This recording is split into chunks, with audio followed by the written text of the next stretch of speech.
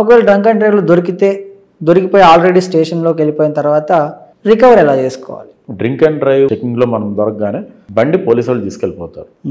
అలాగ తీసుకెళ్లే రైట్ కాదు, సేఫ్ కస్టడీ అంటాం. టిల్ 24 hours పెడతారు. ఇప్పుడు సపోజ్ మీరు సింగిల్ గా ట్రావెల్ చేస్తున్నారు, under the influence of alcohol, మీరు బండి నడిపే పొజిషన్ లో లేరు అని చెప్పి దేర్ ఇస్ పారామీటర్ 30 ml అనుకుంటాం in Telangana state. Reading 30 mg దాటితే వేస్తారు. అది ఎలా ఉంటుంది అంటే ఒక్కొక్క వ్యక్తికి ఒకలా వస్తుంది రీడింగ్. ఒక గ్లాస్ ఆఫ్ బియర్ తాగినా ఒక వ్యక్తికి 30 దాటిచ్చేస్తుంది. కాకపోతే ఈ డ్రింక్ అండ్ డ్రైవ్ టెస్ట్లో పోలీసు వాళ్ళకి ఒక డౌట్ వచ్చి మీ మీద చలాన్ కన్నా తీస్తే 2 రెమెడీస్ ఉంటాయి. You can call to any of your known person ఇమ్మీడియట్గా. వాళ్ళకి వ్యాలిడ్ డ్రైవింగ్ లైసెన్స్ ఉంటే కనుక పోలీసు వాళ్ళు ఆ వెహికల్ వాళ్ళకి ఇచ్చి పంపించాలి. ఓకే, దొరికిన వెంటనే సీజ్ చేయడానికి లేదు.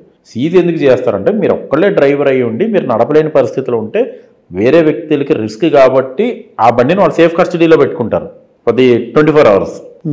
రైట్, అదే స్పాట్లో వేరే డ్రైవర్ని కానీ మీకు తెలిసిన వాళ్ళు కానీ పిలిపించుకుంటే బండి తీసుకెళ్ళిపోదు. నెక్స్ట్ డే వితిన్ 24 hours మీరు నార్మల్ అయిన తర్వాత మీరు అదే పోలీస్ స్టేషన్కి వెళ్ళి మీ లైసెన్స్ సి బుక్ ఒరిజినల్ ఆ పోలీస్ వాళ్ళకి సబ్మిట్ చేసి మీ బండి మీద తెచ్చుకోవచ్చు. అంతే తప్ప సీజ్ చేయడానికి లేదు.